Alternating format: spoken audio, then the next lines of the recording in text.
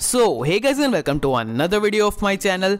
तो अवेंजर्स की पहली मूवी के साथ जो सिनेमैटिक यूनिवर्स प्रॉपर्ली सेटअप हुआ था वो एंड गेम के खत्म हो जाने के साथ या फिर इन्फिनिटी सागा के एंड हो जाने के साथ एक बहुत ही बड़े यूनिवर्स में कन्वर्ट हो चुका है। और अब तक की स्टोरी का मेन फोकस तो हमारे इनिशियल अवेंजर्स ही थे, जैसे कि iron man, captain America, Thor, Hulk, black window, Hawkeye जैसे कैरेक्टर्स। पर साथ में इस यूनिवर्स ने कई नए कैरेक्टर्स को इंट्रोड्यूस किया जो कि हमारे धीरे धीरे फेवरेट बन गए, जैसे कि doctor strange, black panther, Spiderman. और अब मार्वल अपने नेक्स्ट सागा में अपने फेज 4 में एंटर करने वाला है। और पर्सनली मुझे भी ऐसा लगा था कि आयरन मैन और कैप जैसे कैरेक्टर्स के बिना ये कमी कभी फिल आउट नहीं हो पाएगी, पर मार्वल ने अपनी शैंग-ची मूवी को रिलीज करके इस चीज को प्रूव कर दिया कि मार्वल और भी कई नए कैरेक्टर्स इंट्रोड्यूस करने वाला है जो कि सिनेमैटिक यूनिवर्स को और भी एपिक बनाने वाले हैं। ऐसे कई सारे क्रेजी पावरफुल कैरेक्टर्स जिनका ओरिजिन भी काफी जरा डीप है, और मार्वल ने ऐसे कई सारे कैरेक्टर्स प्लान भी किए हैं जो कि अपनी नेक्स्ट मूवीज में वो इंक्लूड करेगा। और ऐसे ही 15 कैरेक्टर्स के बारे में आज के वीडियो में मैं डिस्कस करने वाला हूं। हम जानेंगे कि ये कौन कौन से कैरेक्टर्स हैं, ये कब इंट्रोड्यूस होंगे, इनका ओरिजिन शॉट में क्या है और भी कहीं सारी चीजें। So now without wasting any more time, चलिए वीडियो को शुरू करते हैं।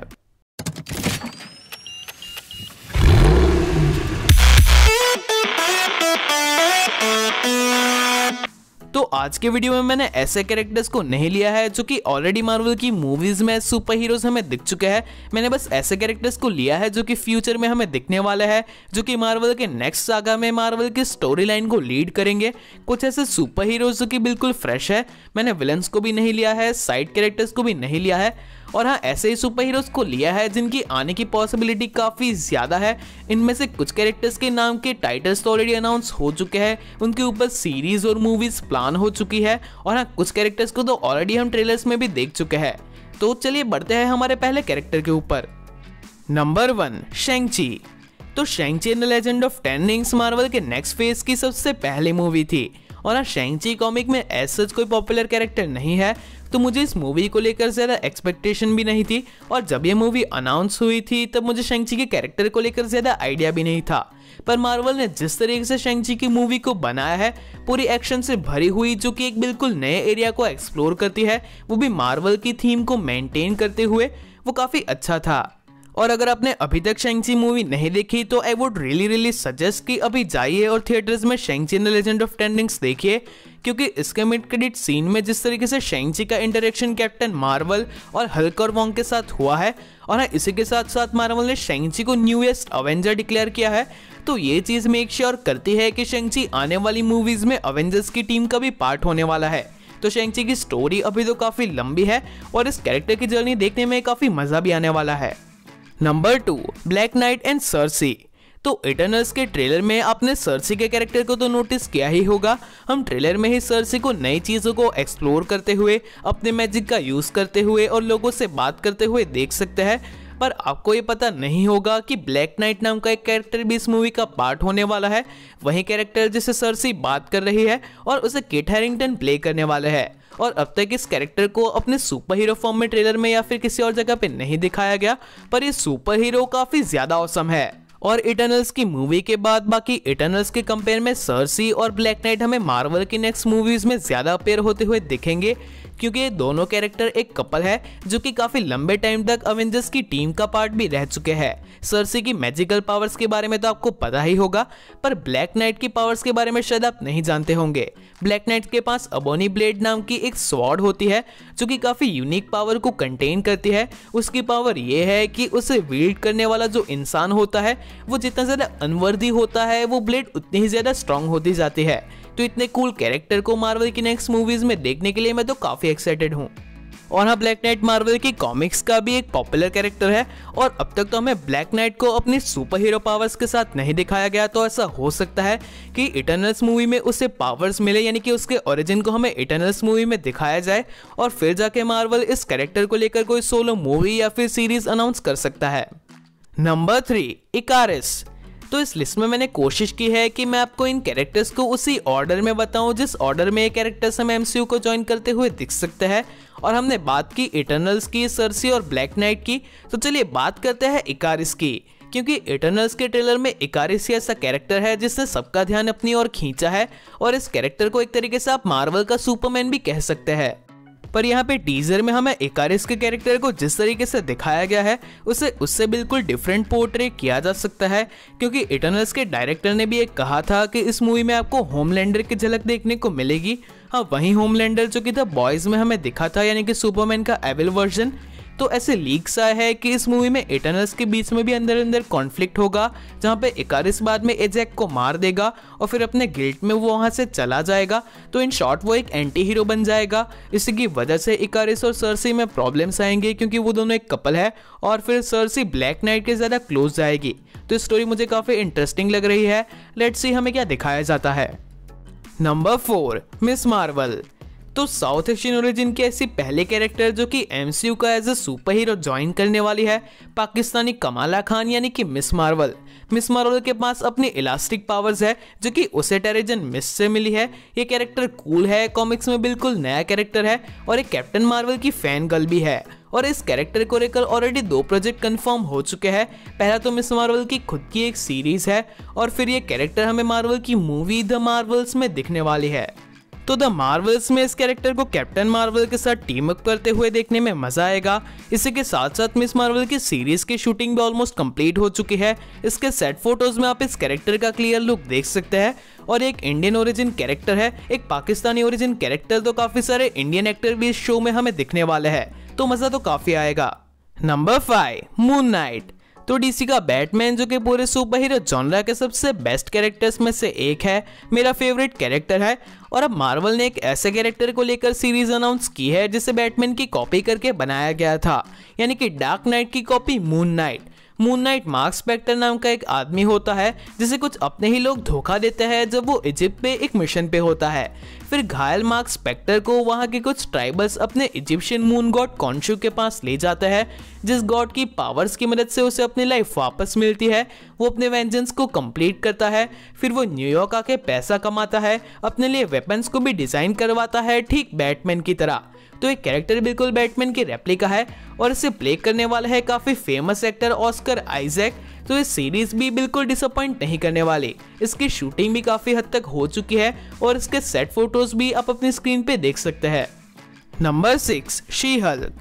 तो मार्वल एक नए एवेंजर्स की टीम बना रहा है जहां पे हमारे पुराने एवेंजर्स को भी कोई ना कोई और कैरेक्टर रिप्रेजेंट करेगा, जैसे कि कैप्टन अमेरिका को फैल्कन करने वाला है। ठीक इसी तरीके से मार्वल हल्क के कैरेक्टर को रिप्रेजेंट करवाएगा शी हल्क के पास। शी हल्क के कैरेक्टर को लेकर एक सीरीज अनाउंस हो चुकी है और उसके बाद ये कैरेक्टर अवेंजर्स को ज्वाइन कर सकता है। शी हल्क की सीरीज में हमें हमारा पुराना हल्क यानी कि मार्क रफेलो का ब्रूस बैनर भी दिखेगा। हमें वहां पर शायद अबोमिनेशन एज विलन दिख सकता है, रेड हल्क भी देखने को मिल सकता है। ऐसी कहीं सारी पॉसिबिलिटीज है।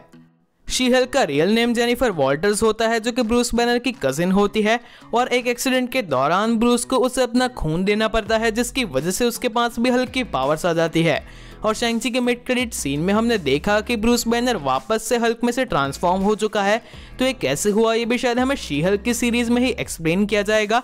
और शी हल्क का ओरिजिन काफी स्ट्रेट फॉरवर्ड है, तो देखते हैं कि मार्वल इस सीरीज को भी कितना इंटरेस्टिंग कर सकता है। Number 7, Ghost Rider. तो मार्वल हमारे पुराने एवेंजर्स को रिप्लेस करके एक नई एवेंजर्स की टीम बना रहा है। एट द सेम टाइम वो मिस मार्वल जैसे कैरेक्टर्स को इंट्रोड्यूस करके यंग एवेंजर्स की टीम का बेस भी बनाने में लगा हुआ है। तो साथ साथ मार्वल एक मिस्टिकल एवेंजर्स टाइप टीम भी डेवलप कर रहा है, जहां पे डॉक्टर स्ट्रेंज के साथ मून नाइट और ब्लेड जैसे कैरेक्टर्स होंगे और साथ में हो सकता है हमारा फेवरेट घोस्ट राइडर। और यहाँ पे मुझे घोस्ट राइडर का या फिर स्पिरिट ऑफ वेंजेंस का ओरिजिन बताने की जरूरत नहीं है। हम ऑलरेडी इस कैरेक्टर को लेकर सोनी की 2 मूवीज देख चुके हैं। हमें एजेंट्स ऑफ शील्ड में भी घोस्ट राइडर देखने को मिला था, हालांकि वो रॉबी रेस का घोस्ट राइडर था, पर अब ये सीरीज भी एमसीयू में कैनन नहीं होती। तो रूमर्स और रिव्यूज तो ये कहते हैं कि हमें मल्टीवर्स ऑफ मैडनेस में घोस्ट राइडर देखने को मिलेगा, वो भी डॉक्टर स्ट्रेंज के साथ टीम अप करता हुआ। और फिर आगे जाके इस कैरेक्टर को लेकर मार्वल में मूवीज या फिर शोज भी अनाउंस हो सकते हैं। तो ये रिवील्स मानना तो काफी मुश्किल है, पर हाँ अगर ये चीजें सही होती है तो एक काफी लोगों के लिए ड्रीम कम ट्रू होगा कि घोस्ट राइडर को डॉक्टर स्ट्रेंज के साथ टीम अप करते देखना या फिर उसे अवेंजर्स को ज्वाइन करते हुए देखना। Number 8, American शेवेज। तो American शेवेज doctor strange into multiverse of madness में दिखेगी, इस चीज के कंफर्मेशन अब आने लगे हैं। और इस कैरेक्टर के ओरिजिन को देखकर ये बात ऑब्वियस भी है। अमेरिकन शेवेज एक अल्टरनेट या फिर पैरेलल यूनिवर्स से होती है जो कि डिस्ट्रॉय हो रहा है, और इस डिस्ट्रक्शन के बीच उसकी मदर उसे किसी और यूनिवर्स में भेज देती है जो कि मार्वल का मेन यूनिवर्स होता है, और उसके इसी ओरिजिन की वजह से वो मल्टीवर्स ऑफ मैडनेस में दिखेगी। और आई एम श्योर कि इस मूवी के बाद उसका अपीयरेंस होगा किसी और यंग एवेंजर्स की मूवी में, जहाँ पे उसका टीम अप दूसरे यंग एवेंजर्स के साथ होगा, जैसे कि कमाला खान। और ये कैरेक्टर काफी पावरफुल है, तो इसका अपीयरेंस जब भी होगा वो एक्शन से भरा हुआ होगा। नंबर 9, जेन फॉस्टर। तो जेन फॉस्टर हमें पहले भी मार्वल की मूवीज में दिख चुकी है, थॉर की फर्स्ट मूवी में, थॉर द डार्क वर्ल्ड में और इवन एंड गेम में, पर अब तक वो हमें अपने सुपर हीरो फॉर्म में नहीं दिखी, यानी कि माइटी थॉर के फॉर्म में। कॉमिक्स में वो म्योनिर को वील्ड कर चुकी है, उसके लिए वर्दी बन चुकी है, और जब थॉर अनवर्दी था तब उसने ही लेडी थॉर बन के एवेंजर्स को ज्वाइन किया था। और ऐसा ही कुछ हमें दिखने वाला है थॉर की upcoming movie Thor love and thunder में, क्योंकि इस मूवी के डायरेक्टर टाइका वाइटिटी ने कॉमिक कॉन के दौरान जेन फॉस्टर की एक्ट्रेस नेटली पोर्टमैन के हाथ में म्योनिर दिया था, और ये भी कंफर्म किया था कि Thor love and thunder movie का टाइटल जो है उसमें लव वर्ड जेन फॉस्टर की माइटी थॉर बनने की जर्नी को ही रिप्रेजेंट करता है। और कुछ लोग जेन फॉस्टर के माइटी थॉर के कैरेक्टर को लेकर और इवन शी हल्क के कैरेक्टर को लेकर थोड़ा डिसअपॉइंट है, क्योंकि उन्हें ऐसा लगता है कि ये कैरेक्टर्स थॉर और हल्क को रिप्लेस करेंगे, और ये बात सही भी है। मैं भी ऐसा मानता हूं कि अगर उन्हें इस कैरेक्टर को दिखाना है तो उन्हें थॉर को डिग्रेड नहीं करना होगा, क्योंकि हमें थॉर को भी अपने फुल पोटेंशियल में देखना है। और अगर उसके साथ साथ जेन फॉस्टर भी हो अपने हाथ में म्योनिर लेकर, तो वो थॉर फैंस के लिए एक ट्रीट जैसा होगा। Number 10, Hercules.